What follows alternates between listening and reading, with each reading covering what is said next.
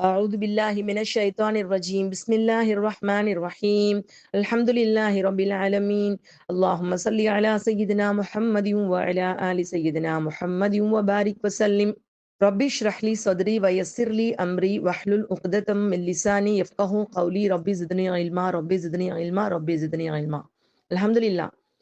அன்புதீன் சொந்தங்களே, சகோதரிகளே, இந்த வாழ்க்கையில நமக்கு நிறைய பிரயாணங்கள் இருக்குமா வாழ்க்கையில. சில பிரயாணங்கள் நாம் நாடிய இடத்திற்கு நம்மை கொண்டு போய் சேர்க்கிறது. இதுல குறுகிய பிரயாணங்களும் இருக்கு, நீண்ட பிரயாணங்களும் இருக்குமா. இன்னும் சில பிரயாணங்கள் நாம் நினைத்த காரியத்தை கைகூடக்கூடிய எல்லைக்கு நம்மளை கொண்டு போய் சேர்க்குது. அதற்கான முயற்சிகள், அதற்கான சூழ்நிலை சாதக பாதகங்களுக்கான நாம் செய்யக்கூடிய தியாகங்கள், இது எல்லாமே அதுல அடங்குமா. இன்னும் சில புகழ் பயணம், இன்னும் சில பதவி பயணங்கள், இப்படி பலவிதமான பிரயாணங்கள் இந்த வாழ்க்கையில இருக்கு. இப்படிப்பட்ட பிரயாணங்களுக்கு மத்தியில எல்லா மனிதர்களும் மேற்கொள்ளக்கூடிய ஒரு பிரயாணம் மரணத்தை நோக்கிய ஒரு பிரயாணம். இப்படி எப்படியோ பிரயாணங்கள் இருக்கக்கூடிய நேரத்துல நன்மையான பிரயாணமாக இந்த தப்சீர் பிரயாணத்தில் நம்மை அல்லாஹ் நடத்தாட்டி கொண்டிருக்கிறான். கருணையும் கிருபையும் மிக்க அவனுக்கே புகழ் அனைத்தையும் நன்றி அனைத்தையும் உரித்தாக்குவோம். லக்கல் ஹம்து லக்க ஷுக்ரியா அல்லாஹ். அல்ஹம்துலில்லா. இப்போ நாம பனி இஸ்ராயலுடைய பிரயாணத்தை பார்த்துட்டு இருக்கோம். அவங்களுடைய அந்த பாலைவன பிரயாணத்தை பார்த்துட்டு இருக்கோமா. இந்த இடத்துல அவங்க வந்து அந்த இப்போ பார்க்க போற 2 ஊர்களை பத்தி இப்ப அடுத்தடுத்த ஆயத்துக்கள்ல அல்லாஹ் சொல்றாமா. இப்போ நம்ம பார்க்க போற பகுதியில ஒரு ஊர் பத்தி பார்த்துட்டு இருக்கோம். அந்த பார்த்துட்டு விளக்கத்தை நம்ம பார்ப்போமா. أعوذ بالله من الشيطان الرجيم بسم الله الرحمن الرحيم وإذ قلنا ادخلوا هذه القرية فكلوا منها حيث شئتم رغدا وادخلوا الباب سجدا وقولوا حطة نغفر لكم خطاياكم وسنزيد المحسنين فبدل الذين ظلموا قولا غير الذي قيل لهم فأنزلنا على الذين ظلموا رجزا من السماء بما كانوا يفسقون. நீங்கள் இவ்வூருக்குள் நுழைந்து அங்கு நீங்கள் விரும்பியவாறு தாராளமாக உண்ணுங்கள். அதன் தலைவாயில் வழியாக பணிவாக நுழையுங்கள். மேலும் மன்னிப்பாயாக என்று கூறுங்கள். நாம் உங்கள் குற்றங்களை உங்களுக்காக மன்னிப்போம். நன்மை செய்வோருக்கு நாம் வெகுவாக வழங்குவோம் என்று நாம் சொன்னதை எண்ணி பாருங்கள். ஆனால் அநீதி இழைத்த அவர்களோ தமக்கு சொல்லப்பட்டதை மாற்றி வேறொரு சொல்லை கூறினார்கள். ஆகவே அநீதி இழைத்த அவர்கள் மீது அவர்கள் குற்றம் புரிந்து கொண்டிருந்த காரணத்தால் வானில் இருந்து நாம் ஒரு வேதனையை இறக்கி வைத்தோம். அல்ஹம்துலில்லா. இந்த ஆயத்துல உள்ளுக்குள்ள போறதுக்கு முன்னாடி நம்ம கற்பனை பண்ணி பார்ப்போம். ஒரு ஊர், இவங்களோ நிறைய பாவங்கள் பண்ணிட்டே வந்திருக்காங்க. சொல்ல போனா இந்த ஊருக்குள் நுழைந்த காலகட்டம் வந்து மூசா நபி உயிரோட இல்ல. மூசா நபி இல்ல, ஹாரூன் அலை இஸ்லாம் இல்ல, ரெண்டுமே இல்ல. மூசா அலை இஸ்லாம் அவங்களும் இல்லாம, ஹாரூன் அலை இஸ்லாமும் இல்ல. இப்ப யூஷக் பின் நூனுடைய தலைமையில இருக்கக்கூடிய காலகட்டத்துலதான் இந்த ஊருக்குள்ள நுழைகிறாங்க. இந்த ஊர் எப்படிப்பட்டதாக இருக்குன்னா ரொம்ப வளமான ஒரு ஊர். இந்த ஊருக்குள்ள எல்லாமே கிடைக்குங்கிறான் அல்லாஹ். இங்க அல்லாஹ் யூஸ் பண்ணிருக்க வார்த்தையை பாருங்க. ஃபகுலு மின்ஹா ஹைசு ஷிக்தும் ரகதா. ஏற்கனவே படிச்சது ஞாபகம் வருதாமா. குலா மின்ஹா ரகதன் ஹைஷு திக்துமா. எங்க படிச்சோம்? ஆதம் ஹவ்வா அம்மாவுக்கு சொல்றான் அல்லாஹு தாலா ஆரம்பத்துல. குலா, நீங்க 2 பேரும் சாப்பிடுங்க. மின்ஹா ரகதன் ஹைசு ஷிக்துமா, ஏராளமாக நீங்கள் விரும்பியவாறு. அங்க ரகதன் முன்னாடி வந்திருக்கும். இங்க வந்து ஹைசு ஷிக்தும் ரகதன் பின்னாடி வந்திருக்கும். ரகதம் இங்கேயும் தாராளமாக சாப்பிடலாம். ஆனா இது ரெண்டுக்குள்ள வித்தியாசத்தை சொல்றாங்கம்மா. அந்த ஏராளத்துக்கும் இந்த ஏராளத்துக்கும் வித்தியாசம் இருக்கு. அந்த ஏராளம் சுவர்க்கத்தினுடைய ஏராள தாராளம். இந்த ஏராள தாராளம் பூமியில இருக்கக்கூடிய ஒரு நகரத்தின் ஏராள தாராளம். அப்ப அதையும் இதையும் எப்படி இருந்தாலும் கம்பேர் பண்ண முடியாது. சொர்க்கத்துல கிடைக்கிறது வேற தானம்மா. அங்க இருக்கக்கூடிய ஏராளம் தாராளம்ங்கிறது கற்பனைக்கு எட்டாதது. அதனாலதான் அங்க ரகதன் முற்படுத்தப்பட்டிருக்கிறது. அதை விட இந்த ஊர்ல அவங்க நினைச்சதெல்லாம் கிடைக்கும்னு சொல்ல வந்தாலும் அந்த ஏராள தாராளம் அதனோடு ஒப்பிட முடியாதது என்பதனால்தான் இதுல ரகதன் என்ற வார்த்தை பிற்படுத்தப்பட்டிருக்கிறது என்று தப்சீர் ஆசிரியர்கள் சொல்றாங்க. அல்ஹம்துலில்லா, அல்ஹம்துலில்லா. இப்ப அந்த ஊர் எந்த ஊர்? இவங்க நுழையக்கூடிய அந்த ஊர் எந்த ஊர்? இப்போ இந்த இடத்துல வந்துமா 2 விதமான கருத்துக்கள் இருக்கு. இப்போ அவங்கள கூட்டிக் கொண்டு வந்து அந்த இந்த ஊர் வந்து பைத்துல் முகத்தஸ் தான் அவங்க போக வேண்டிய எல்லை. ஜெருசலம் தான் போக வேண்டிய எல்லை. ஜெருசலம்குள்ள நுழையும் பொழுது அல்லாஹ் சில கண்டிஷன்ஸ் போட்டான். ஏன்னா அவங்க புனிதமா நுழையணும். அவங்க எப்படி நுழையணும்னு சொன்னா பரிசுத்தவான்களாக செஞ்ச பாவத்துக்கெல்லாம் மன்னிப்பு பெற்றவர்களா நுழையணுங்கிறதுக்காக ஒரு கடைசி ஒரு வாய்ப்பையும் அல்லாஹ் கொடுக்குறான்.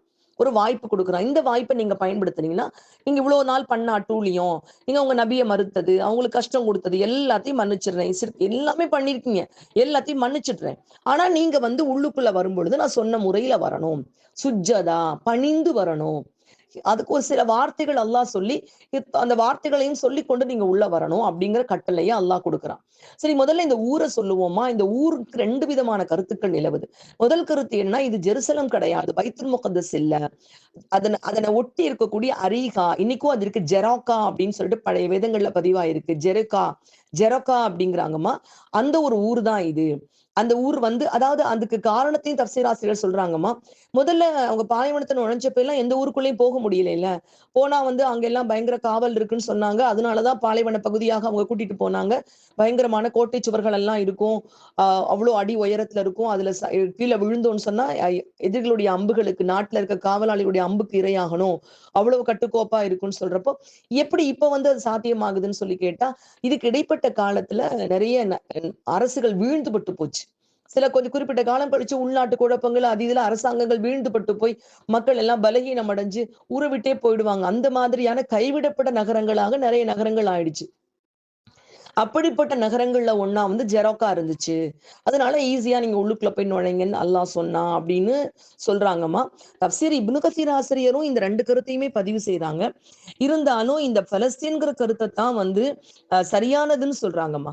இஸ்ரவேலர்கள் 40 ஆண்டுகளுக்கு பிறகு யூஷக் பின் நூன் அவங்களோட தீஹ் பாலைவனத்திலிருந்து வெளியேறின பொழுது இது நடந்துச்சு. பைத்துல் முகத்தஸ அவங்க ஜெயிச்சுட்டாங்க. அப்ப அதுல நுழையும் பொழுது அல்லாஹ் வந்து பணிவாக நுழைங்கன்னு அல்லாஹ் கட்டளையிட்டான். அல்லாஹ் வந்து அவங்களை எந்த கஷ்டமும் சொல்லலம்மா. பணிஞ்சு நுழைங்க. உங்களுக்குள்ள ரொம்ப பெருமை இருந்ததுனாலதான் எல்லாம் மீறி மீறி நடந்தீங்க. இனிமேல் வந்து நன்மக்களாக வாழணுங்கிறதுக்காக அல்லாஹ் வந்து சுஜ்ஜதாவா நுழைங்க.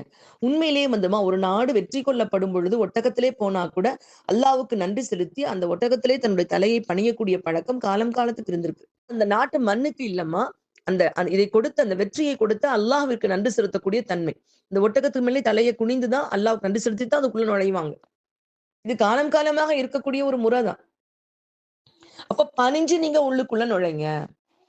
எதுக்கா நன்றி செலுத்துங்க. எதுக்குன்னா, இவ்வளவு நாளா அவங்கள வந்து பாலைவனத்துல அழைஞ்சு கொண்டிருந்த மக்களுக்கு அல்லாஹ் ஒரு வழி காட்டுனதுக்காகவும், அவங்களுடைய நாட்ட அல்லாஹ் மீட்டு கொடுத்ததற்காகவும் நன்றி செலுத்துங்க. வெற்றியை கொடுத்ததற்காகவும் நன்றி செலுத்துங்க அப்படின்னு சொல்லிட்டு அல்லாஹ் வந்து குடுக்குறான். சொல்லியிருக்கான். அந்த கட்டளையிட்டு இருக்கான். இப்போ சுஜ்ஜதன் அப்படிங்கிற சொல் வந்து பணிவை குறிக்கக்கூடிய ஒரு சொல். குனிந்தவர்களாக போங்க அப்படின்னு இப்னு அப்பாஸ் ரலியல்லாஹு தஆலா அன்ஹு தெரிவிச்சிருக்காங்க. சுஜ்ஜதன்னா சஜிதா பண்ணிக்கொண்டு எப்படி போக முடியும்னு கேட்டா, அந்த ருக்கு இருக்குல்லமா, குனிந்தவர்களாக. ருக்கு செய்து கொண்டு பணிவாக நீங்க உள்ளுக்குள்ள வந்து நுழைங்க அப்படின்னு சொல்லியிருக்காங்கம்மா. பனி இஸ்ராயேல் பண்ணுனதோ நேர் மாற்றம். தலைய நிமிர்ந்து போனாங்க. தலைய குனிய கூட அவங்களுக்கு மனசு வரலம்மா. தலை நிமிர்ந்து கொண்டு ஆரவாரமாக, ஆர்ப்பாட்டமாக ஏதோ ஒரு பெரிய விஷயம் சாதிச்ச மாதிரி அப்படி ஒரு அகங்காரத்தோட அந்த ஊருக்குள்ள நுழையிறாங்க.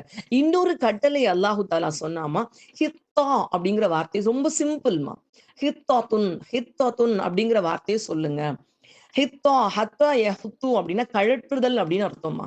அது எங்களுடைய அல்லாஹ் நான் எங்களுடைய கெட்ட விஷயங்கள்லாம் எங்களோட சுமைகளை எல்லாம் இறக்கி வச்சுட்டு அல்லாஹ் அப்படின்னு கேட்டுட்டு உள்ள நுழைங்க அப்படின்னு சொல்றாங்க.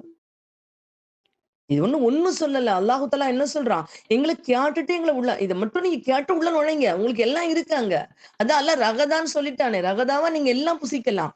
ஆனா நீங்க போறப்ப எங்க சுமைகளை எல்லாம் இறக்கி வச்சுடு அல்லாஹ் அப்படின்னு பாவ மன்னிப்பான வார்த்தை அது. அந்த பாவ மன்னிப்பு வார்த்தைய மட்டும் கேட்டுட்டு உள்ள போய் நுழைங்க. எங்க பாவச் சுமைய எங்கள விட்டு கழற்றி வச்சுடு அல்லாஹ், இறக்கி வச்சுடு அல்லாஹ் அப்படின்னு மட்டும் நீங்க கேட்டுட்டு உள்ள நுழைங்க அப்படின்னு சொல்றாங்க. இதனுடைய மூலச்சொல் ஹத்தா யஹுத்து. இதனோட இதுக்கு எங்களை கழற்றி விடுவாயாக, எங்களுக்கு இறக்கி வச்சுடு அல்லாஹ் அப்படின்னு சொல்றாங்க. மக்கா வெற்றி கொள்ளப்பட்ட நாள்ல நபி ஸல்லல்லாஹு அவர்கள் மக்காவுக்குள்ள அதனுடைய மேட்டுப்பகுதி கணவாய் வழியாக நுழையிறாங்க. அப்போ அல்லாஹ்வுக்கு ரொம்பவும் பணிஞ்சிருந்தாங்க. எப்படி பணிஞ்சிருந்தாங்கன்னா, அவங்க தாடி, அவங்க ஒட்டகத்தினுடைய சேணம் இருக்குல்லமா, இழுத்து பிடிச்சிருப்பாங்கல்ல கயிறு, அத தொடக்கூடிய அளவுக்கு அந்த பணிவை வெளிப்படுத்தி அப்புறம் தான் மக்கா உள்ள நுழைஞ்சாங்க. மக்காவை வெற்றி பெற்று கொடுத்ததற்காக அல்லாஹ்விற்கு நன்றி செலுத்த வேண்டும்ங்கிறதுக்காக அந்த பணிவு காட்டுனாங்க அவங்க. ஆனா அநீதி இழைக்கப்பட்ட அந்த மக்கள் என்ன பண்ணாங்க?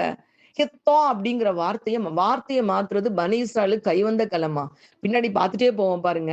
வார்த்தையை மாத்தி அல்லாஹ்வுக்கு மாறு செய்யறது அவங்களுக்கு ரொம்ப பிடிக்கும். அவங்க என்ன சொல்றாங்க? குர்ஆன்ல இருக்கக்கூடிய வார்த்தைகள பூரா மாத்துனாங்க. நபி ஸல்லல்லாஹு அலைஹி வஸல்லம் அவங்க வர்றதுக்கு முன்னாடி இறுதி தூதர், இறுதி வேதம் அப்படிலாம் சொல்லிக்கிட்டு இருந்தவங்க. நபிகள் நாயகம் ஸல்லல்லாஹு அலைஹி வஸல்லம் அவங்க மதீனாவுக்கு வந்த உடனே என்ன பண்ணிட்டாங்க? அதுல இருக்க வார்த்தைகளையும் மாத்திட்டாங்கம்மா. அப்பேற்பட்டவங்க அவங்க. அவங்க என்ன சொல்றாங்க? ஹித்தா அப்படின்னு சொல்றதுக்கு பதிலு என்ன சொன்னாங்கன்னா, ஹப்பத்துன் ஃபீ ஷஅரத்தின் அப்படின்னு சொன்னாங்களாம். 2, 3 வார்த்தைகள் சொல்றாங்க. ஹப்பத்துன் ஃபீ ஷஅரத்தின் ஒரு தானிய விதை. கோதுமையினுடைய ஒரு தானிய விதை அப்படின்னு சொன்னாங்கன்னு சொல்லப்படுது. இன்னொன்னு சொல்றாங்க ஹின்தாத். ஹித்தத்ன்னு சொல்லாம ஹின்தாத். நூன் மட்டும் மட்டும் சேர்த்துறேன். ஹின்தாத் கோதுமை அப்படின்னு அர்த்தம். ஹின்தாத்னா என்ன? கோதுமை. அதாவது ஒரு சிறிய தலைவாசல் வழியா குனிஞ்சு நுழைங்க இந்த வாசல் வழியான்னு சொன்னதுக்கு மாறுபட்டது. அப்படி அவங்க நிமிர்ந்து கொண்டு ஒரு செருக்கோட உள்ள நுழைஞ்சது மட்டுமல்லாம, ஹித்தோ அப்படிங்கிற வார்த்தைய சொல்லாம, ஹின்தோ அப்படிங்கிற வார்த்தைய சொல்லிட்டு உள்ள நுழையிறாங்க. இது எதுக்காக காமிக்குதுன்னா, அந்த மக்களுடைய உச்சகட்ட முரண்பாட்டையும், பிடிவாதத்தையும் காட்டுது அப்படின்னு சொல்றாங்க. அல்லாஹு அக்பர். இதுக்காக அல்லாஹு தஆலா அவங்க மேல ஒரு வேதனை இறக்கி வைக்கிறாமா. இந்த இடத்துல ரிஜ்ஸ் அப்படிங்கிற ஒரு சொல் கொடுக்கப்பட்டிருக்குமா. சொல்றாங்க இதுக்கு விளக்கம் இஸ்ரா அஹமது ஹதரத் சொல்றாங்க, உள்தோல் மேற்தோளாக புரண்டுருச்சாம். அந்த மாதிரி ஒரு வேதனை, அம்மை மாதிரி ஒரு வேதனை இறங்கி கொள்ளை நோய் நிறைய பேர் இறந்து போனாங்களாமா அந்த நோயில. அந்த நோயில இறந்து போனது மட்டுமல்லாம, அந்த நோயினுடைய காரணத்தால அந்த நோய் வந்ததெல்லாம் உள்தோல் மேல் தோலா புரண்டு போன அளவுக்கு உடல் அமைப்பே மாறி போயிடுச்சாமா. ரிஜிஸ்ங்கிறான் அல்லாஹ்வுடைய கோபம். சயீத் பின் ஜுபைர் ரஹ்மத்துல்லாஹி அலைஹி அவங்க சொல்றாங்க, ரிஜிஸ் அப்படிங்கிறது கொள்ளை நோய். அல்லாஹ் அக்பர். அந்த கொள்ளை நோய் கொண்டு அவர்கள் தண்டிக்கப்பட்டார்கள் அப்படின்னு சொல்லிட்டு குர்ஆன்ல அல்லாஹு தஆலா இந்த இடத்துல அவங்க செஞ்ச பாவத்தையும் அல்லாஹ் சொல்லி காமிக்கிறான். அதற்கான தண்டனையும் அல்லாஹு தஆலா சொல்றாமா. இந்த ஒரு வியாதியில 30,000 பேர் வஃபாத் ஆயிருக்காங்கம்மா. அல்லாஹ் தண்டிக்கிறான். அவங்கள எப்படியாவது சரி பண்ணணும் அப்படிங்கிறதுக்காக அல்லாஹ் வாய்ப்புகள கொடுத்துக்கிட்டே இருந்தான். ஒவ்வொரு வாய்ப்பையும் அவங்க மீறினாங்க. தண்டனைகளை வாங்கிக் கொண்டே இருந்தாங்க. இனியும் அதாவது ஒரு சமுதாயம் அவ்வளவு உயர்வாக இருந்த ஒரு சமுதாயம் எதனால தாழ்த்தப்பட்டது? ஏன் அந்த சமுதாயத்தின் சிறப்பு பறிக்கப்பட்டதுங்கிறதுக்கான அடையாளங்கள அல்லாஹ் காட்டுறான். மறுபடியும் நினைவூட்டுறேம்மா, இந்த வரலாறுகளை கண்ணாடியாக்கி நம்மை நாம் அதில் பார்த்து சரி செய்து கொள்வதுதான் நமக்குரிய புத்திசாலித்தனம். வெறுமனே அவன் கெட்டவன், அவங்க கெட்டவங்கன்னு சொல்றதுக்காக மட்டும் இந்த வரலாறுகள் இல்ல. அந்த வரலாறுகள் நமக்கு முன்னால் கண்ணாடியாக நிற்கிறது. அதில் நாம் நம்மை பார்த்து என்கிட்ட ஏதாவது குறை இருக்கான்னு சரி செய்து கொள்ள வேண்டியதுக்காகத்தான் நாம் இந்த குர்ஆனுடைய ஆயத்துக்களை நம்ம பார்த்துட்டு இருக்கோம்மா. இந்த அல்லாஹு தஆலா அந்த மக்களுக்காக மண்ணுவையும் சல்வாவையும் வானத்திலிருந்து இறக்கி வைத்தானோ, அந்த மக்களுக்காக தண்ணீர் நிழலுக்காக வானிலிருந்து மேகத்தை அவர்கள் தலைக்கு மேலாக குடையாக இறக்கி வைத்தானோ, அதே அல்லாஹு ரப்புல் இஸ்ஸத் அவர்கள் செய்த பாவத்தின் காரணமாக, வார்த்தையை மாற்றியதன் காரணமாக, பணிவை வெளிப்படுத்தாததன் காரணமாக, அவர்களுடைய அகங்காரத்தின் காரணமாக அல்லாஹ் சுப்ஹானஹு தஆலா வானிலிருந்து வேதனையை இறக்கி வைத்தான். தண்டனைகளை எல்லாம் நம்ம குர்ஆன்ல மட்டும் இல்லம்மா. குர்ஆன்ல சொல்றத மட்டும் வச்சு பார்த்தோம்னா கூட, ஒரு சமுதாயத்த குறை சொல்றதுக்காக இது சொல்லப்பட்டதோ அப்படின்னு நினைக்கலாம். இறைவனுடைய வார்த்தைன்னு நம்பாதவங்களுக்கு அப்படி ஒரு எண்ணமும் வரலாமா. ஆரம்பத்துல இருந்து அவங்க தண்டனைகள் எல்லாம் அவர்களுடைய வேதங்கள்லயே இருக்குமா. யாத்ராகமம்ல 30:27ல விவிலியம் அது என்ன இருக்குன்னு சொன்னா, அவர் அவர்களை நோக்கி, உங்களில் ஒவ்வொருவரும் தன் பட்டயத்தை தன் அறையில் கட்டிக்கொண்டு பாளையமெங்கும் உள்ளும் புறமும் வாசலுக்கு வாசல் போய் ஒவ்வொருவனும் தன் சகோதரனையும் சிநேகிதனையும் அயலானையும் கொன்று போட கடவுள் என்று இஸ்ரவேலின் தேவனாகிய கர்த்தா சொல்லுகிறார். கர்த்தர் என்ன சொல்றார்? கொல்லுங்கள். ஆரம்பத்துல இருந்து உள்ளதை நான் எல்லாத்தையும் இப்ப நினைவூட்டுறேம்மா. இது எல்லாமே வெறுமனே குர்ஆன்ல மட்டும் சொல்லப்படல. அவர்களுடைய வேதங்கள்லயும் இது முழுக்க வந்திருக்குமா. அவங்களுக்கு என்னென்ன வேதனைகள் எல்லாம் அல்லாஹ் கொடுத்தான், அதுக்கு என்ன காரணங்கள் அப்படிங்கிறது அவங்களுடைய வேதங்கள்லயும் முழுமையாக பதிவாகி இருக்குதுமா. அல்ஹம்துலில்லாஹ். அல்லாஹு தஆலா இது எல்லாத்தையும் குர்ஆன்ல நினைவூட்டுறான் அல்லாஹு தஆலா.